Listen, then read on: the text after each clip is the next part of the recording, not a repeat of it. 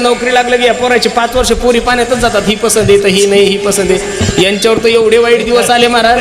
करोनावर लस आली पण यांना पोरगी भेटेना. कोरोनावर लस आली, प्रत्येक गावात 400-400 पोरे पडू नये लटकते रे ना.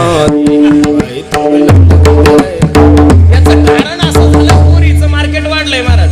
100 पोरं 60 पोरी, 40 न करा. 100 मुलं 60 पोरी, 40 न काय करायचं.